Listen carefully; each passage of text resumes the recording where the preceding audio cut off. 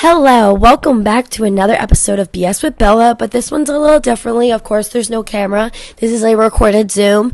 This will be our little podcast episode for the week. We're interviewing Chase Griffin, who I'm so grateful to wanting to come on the podcast for me. And I hope you guys enjoy the video and the podcast episode, and I'll catch you next week. Bye. Hi, welcome to another episode of BS with Bella, and we have a special guest today, Chase Griffin, and he will be joining us and telling his story. So, Chase, I have a few questions for you about your life and everything you've achieved. So what made you start your love for football? And I know you won Gatorade Player of the Year in high school. So what made you get into the sport? My first sport was actually soccer. And so growing up, I would play my soccer games on Saturdays, but on Sundays, football would be on. And I remember my favorite player was LaDainian Tomlinson. And so I wanted to become a running back. And I remember he was with the Chargers then. I really liked their uniforms. I love sort of like the violence of the sport. I know it's ironic. I'm a quarterback. Exactly. And I was already sort of like that in soccer. And so I asked my parents if I could play. And they said no tackle football until fifth grade. So I was really waiting my time the whole way. And I'm really appreciative of those years where I learned how to train, really through soccer and then through basketball. And then once I got to football, I had already trained in sports for around 4 or 5 years. Oh, wow. And I had started doing quarterback training with a trainer down in Austin named Jeff Blake, who was a former NFL quarterback. Oh, awesome. So you kind of got that NFL experience a little bit. Absolutely. I think throughout my entire career, both, as an athlete, but in any sort of industry that I've had success in, I've been really blessed to be privy to, expertise from top people. And I think that sort of put me on the trajectory that I'm on now. And what made you come from Texas to UCLA? How did you find that school and the recruiting process of going through that to find a college where you wanted to play ball? Absolutely. So my recruiting process was probably a lot different than most of the people who had the type of production and, prowess coming out of high school that I had. Really, for me, I wanted to go to a really good school first off and go to a school where I felt like I could go to the NFL. And UCLA had both of that. Honestly, if I hadn't gone to UCLA, I probably would have ended up at Harvard. Really? That was absolutely. So those schools were always appealing to me, growing up. I did a lot of things. I played sports, but I also played the violin. I was into engineering, STEM. Whoa. So you had multiple balances of football, not only school, and being a violinist as well. Right. So, I mean, my main thing growing up was always excellence in everything. I was blessed to come from a two-parent household where both people had, expertise in their own field. My father, he's a serial entrepreneur who's actually currently working in NFTs now, wow. which is always a laugh for all of us. But in my mother, she's a teacher. And so coming from a household where there were two people who were excellent in their space, who also expected excellence from me and gave me the love that I needed to pursue my own goals, I felt supported all the way up. And so I felt like coming out of high school, I wanted to go to a college where I felt that continued support. And the Ivies are tried and true. Students who go there are able to build their names, build their networks, and be very successful. So I felt like if because of football, I was passing on those opportunities to go to another school, it had to be another school with similar, maybe not the exact same, but where I could find ways to build the same amount of prowess at that campus. And I felt like I could do it. Oh, sorry. You're good. Sorry. And I felt like I could do it at UCLA. And I feel like I have done it, even in ways where maybe I would have not been able to do that in the Ivy League. So I feel very blessed in the decision that I made. So are you eligible for another year of playing? Or I know you're a senior, so I don't know if you're a senior graduating this year. Where do you stand in the football program now? So I'm more of a senior as far as, the normal years go. This is my fourth year in college. Okay. I was a class of 19 for high school. So everyone around me in that sort of class of 19 high school class is graduating this year. I graduated very fast. So I graduated in 2.5 years. Oh, wow. So I graduated in summer of 21. And so I think that opened up a lot of time for me, where in the past year and a half, I've been getting a graduate degree and master's in Oh, wow. education. And I'm excited. I just submitted my application actually to Oh, pursue a major master's in legal studies here as well. So I still have 2 more years of eligibility okay. because I redshirted and because of the Mhm. COVID year. Oh, awesome. So you have more time to play. What was your Absolutely. most memorable or so far memorable experience in the UCLA program? I think there's been a lot as far as on the academic side. Graduating was great for me. I know Yeah, I really that's worked hard impressive. for that. I appreciate that. No, I worked really hard for that. I was Hmm. taking 4 classes a quarter. I was Oh, taking 16 units over the summer. And that was during COVID too. So a lot of it was okay. online. That Yeah. took an adjustment period.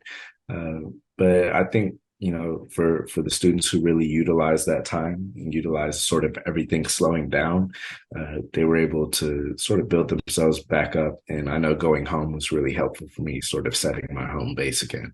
Yeah. Uh, so graduating on the academic side, and then I think on the football side, not this past season, but the year before, obviously when I started against Oregon, my first start, that was a great game. My first, Yeah. uh, and then my first win against Arizona, in Oh. my first start in the Rose Bowl. Those were really great memories. And then, the following year when we beat SC by about 30 points Oh, at the wow. Coliseum.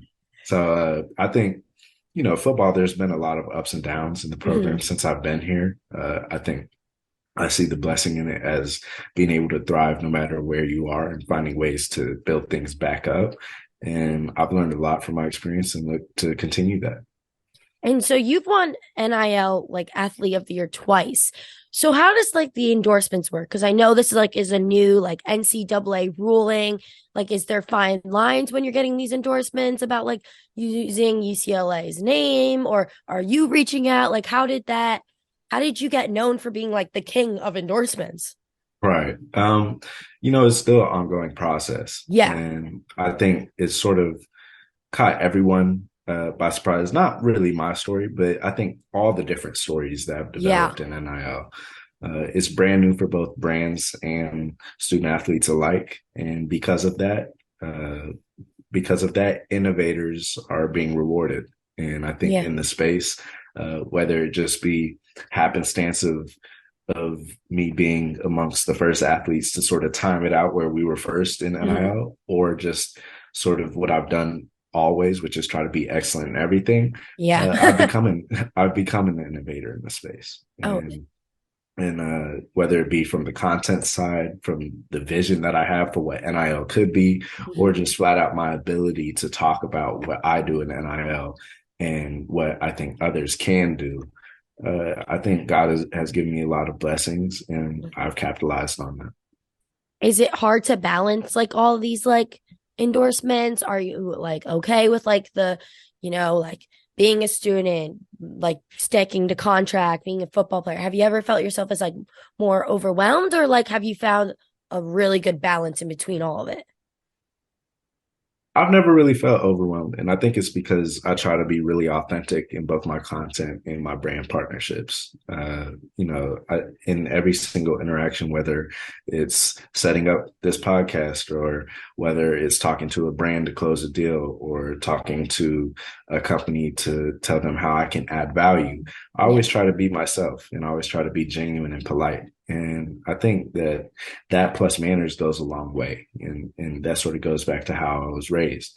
And then also, having the talent and skill set to actually deliver and add Yeah. value when called upon. And I'm continually working on myself. I'm only 22. I know that the sky's the limit, but Yeah, you're chasing your dreams. You're totally right, you've accomplished so much, especially now right, you're a Chase partner. How right. did that feel? Like a huge corporation to like have your name behind, essentially. Yeah, I mean that was really a partnership that was almost 2 years in the making, and it Wow. felt very rewarding just because I know with companies like that, as soon as you're in and you deliver for them, you're in for life. Yeah, And so you're stuck what with better Chase. brand, right? What I mean, whether I partner with them or not, I'm stuck with Chase. So I might as well, I might as well do it. And they've been great to work with. And I think that also not only opens doors for me to work with other companies, but it opens doors for how I can work with JP Morgan Chase and partner with them. And it also takes one like company to like give you a chance to open many doors to other companies. Be like, wow, like this is what he does with Chase. Like if some other brand comes around, they'll be like, oh, like maybe we can help endorse him. Like I think it was so cool. Like when I first was like talking to you and like looking at your page, like I thought it was such an accomplishment, like Chase as a partner. Cause like I've never seen anyone like with a Chase partnership. So it was really cool to see like a player like you who's accomplished so much that like, you know, someone takes a chance on you. Right, absolutely. And I think they were very sound in their background. Like, I think it makes sense that a Mm-hmm. number one brand like that would partner with a person like myself. Mm-hmm. But like you said, I really do appreciate at the same time that a brand that magnitude, took that leap to get into the NIL collegiate space Mm-hmm. in the first place. And then, secondly, to do it with me was just, huge blessing. And I'm looking forward to more partnerships with them. So stay tuned. Yeah, and I heard you were saying about like your graduates. Are you continuing football after college? Like, are you wanting to go into the NFL draft, or are you going a different route? Like, what's on your mind right now? I know you said you got 2 more years, but what's your ultimate goal? To go in the NFL or focus on more like on like a corporate job, I guess you could say. Right. So I don't really place myself in the boxes. I know Hmm. that I've been blessed with a lot of talents, and I'll never not appreciate the skill set and Hmm. hard work that I put into football that Yeah. helped open doors. Hmm. And, I'm taking the football as far as I can get it, whether Hmm. it be to here, which I already consider a great accomplishment. Yeah. But I mean, at the end of the day, when I started playing football at the age of 8 or 10, and, I was 8 years old. My trainer and my father asked me what I wanted to do when I grow up, and I said I want to win a Super Bowl. That's still in the back of my mind, and I still, I go hard every single workout. Over my time, I've become a team leader, Yeah. both vocally but also living it every day.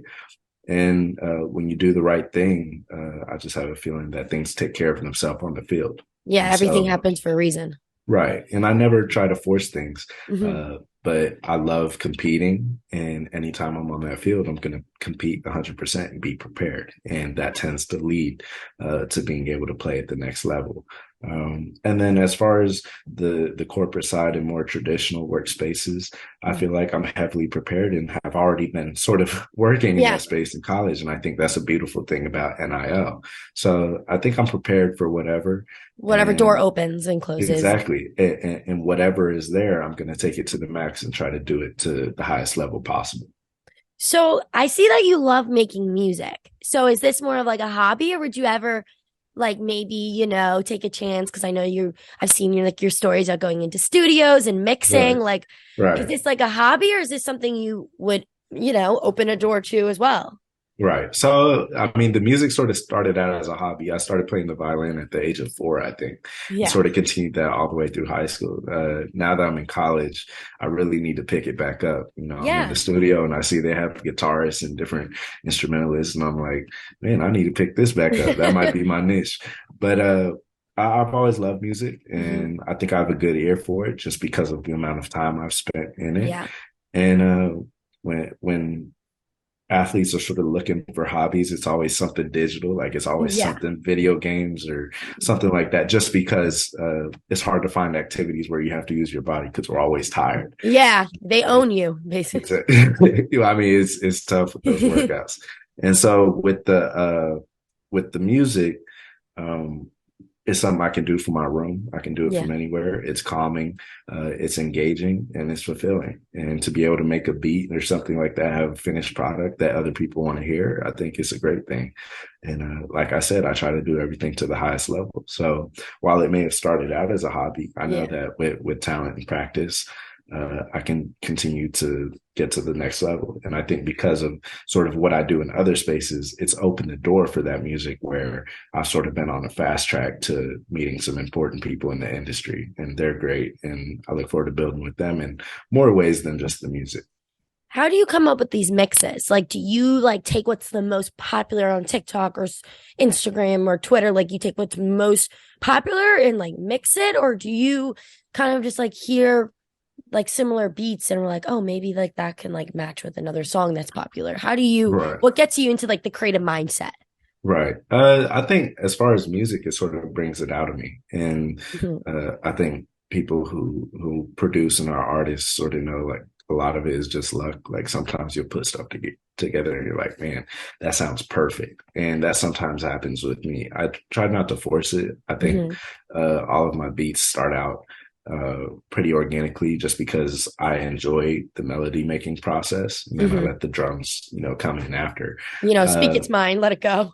Exactly. And I think that's part of what makes it fun. It starts out with something small and then you build it out to an entire arrangement. As far as the mixes go, a lot of the time it's just whatever acapellas I can find on YouTube that are in the Oh, right, so that are in the right tempo and key. And that's a little bit of luck. But sometimes I will make a beat and like, yeah. so and so artist might sound really good on this. Let me search up their acapellas, and I end up finding Oh, one and it that's works. really I didn't even think of it like that. Like Right. acapella beats of Right. fame like really good songs and the most popular song acapella. Exactly. That's smart.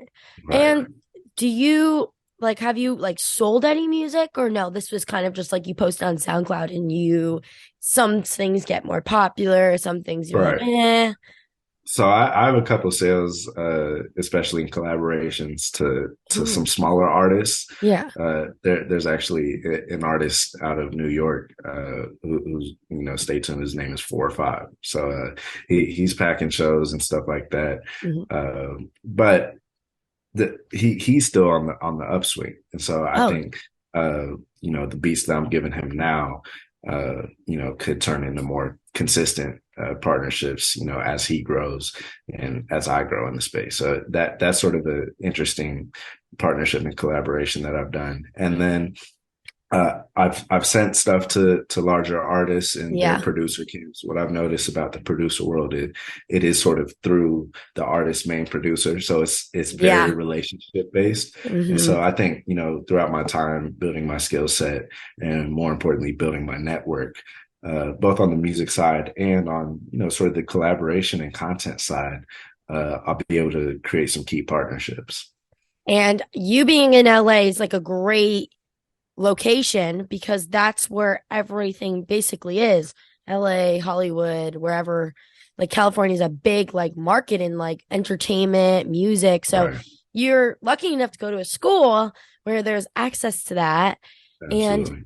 it's a good, I mean, like you said, you have so much music background on it. So it's something you can definitely, again, another door for you. Like how you said, you don't want to put yourself in boxes. You've Right. opened so many doors Right. and I think that's so awesome. Do you have like a biggest inspiration to you? Like, do you have a person that you like look up to? Like, if it's either with football or school or music or Right. in NIL deals, like who do Right. you is your biggest inspiration? Right. I think I have a couple.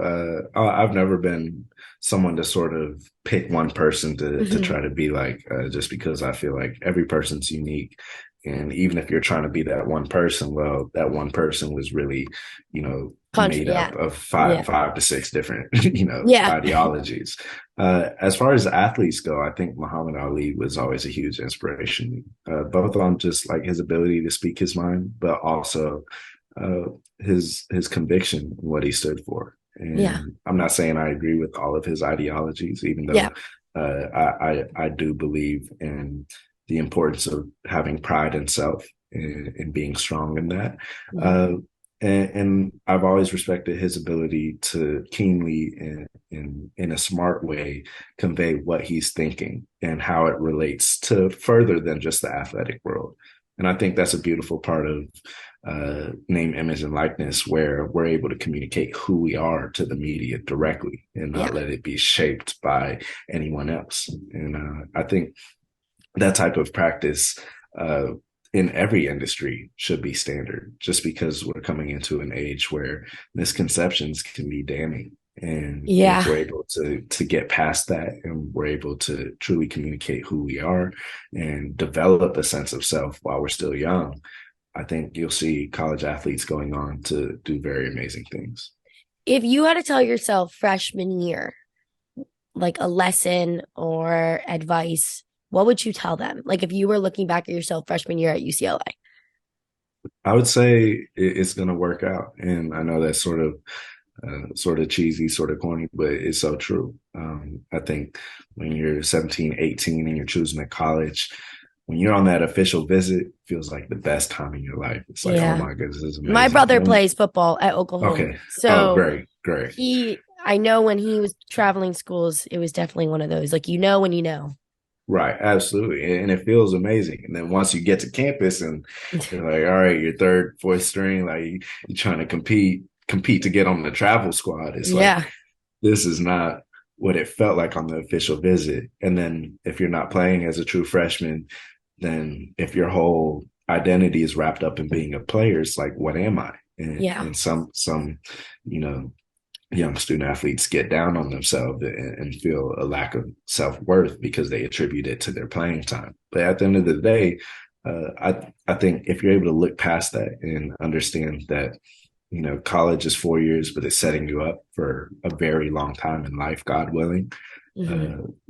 You know, by keeping your faith, keeping what holds you down and gives you peace is important. And the people who are able to sort of struggle through it and get through it end up seeing the brighter days. And I'm so blessed that I'm in the position that I'm in now. Well, thank you so much for coming on BS with Bella and talking about your story. It was a pleasure having you. And I'll Thank tune you. in next week, guys, for another episode.